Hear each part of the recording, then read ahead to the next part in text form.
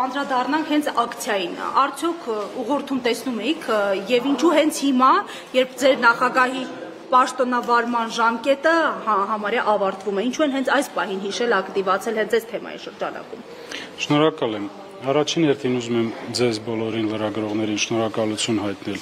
օբյեկտիվ լուսաբանելու համար, դա մեզ համար շատ կարևոր է, որ մեր հասարակությունը ճշմարտությունը իմանա վերջապես։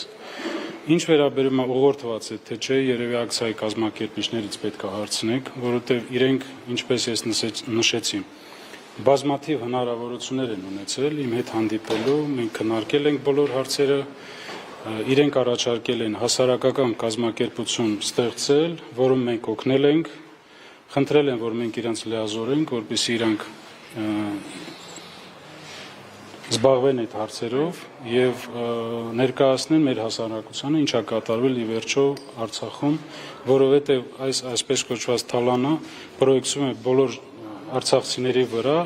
մի խումբ մարդիկ օգտվել են այս ամեն ինչից, բայց արցախցիները այսօր կրում են այդ պատասխանատվությունը բոլորի համար։ Սա ճշմարտություն։ Ինչ թալանի մասին է խոսքը, պարոն Շահրամանյան, այդ ներդրումային ֆոնդում որքան գումար կա այս պահին,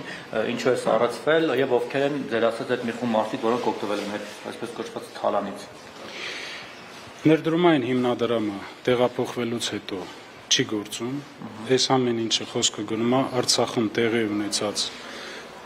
գործողությունների մասին, ներդրումային հիմնադրամը հենց դրա համար է ստեղծվել, որպեսզի տրամադրի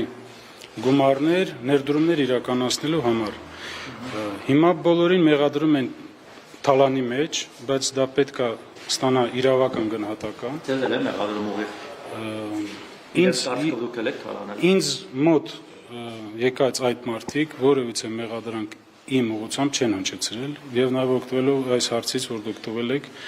ուզում եմ դիմել նաև մեր ժողովրդին, որպեսզի ճշմարտությունը իմանան, տարբեր քննարկումներ ա գնում, որ Արցախի նախագահան ապրում է դղյակներում, չգիտեմ, ունի բիզնեսներ, տաքսի սերվիսներ, գազի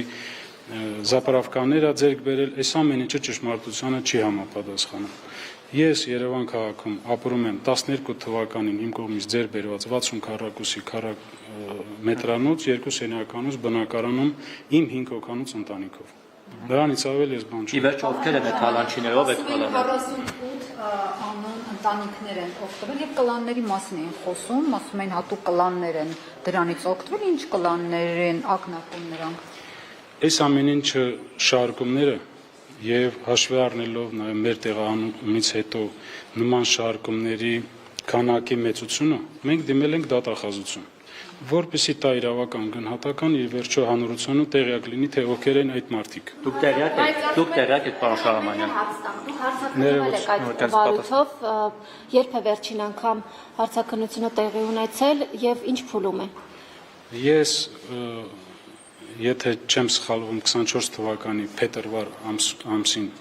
որպես վկա հարցակնվել եմ եւ հակակոռուպցիոն կոմիտեում եւ քննչական կոմիտեում։ Դուք տեղյակ եք, պարոն Շահրամանյան, ովքեր են թալանել։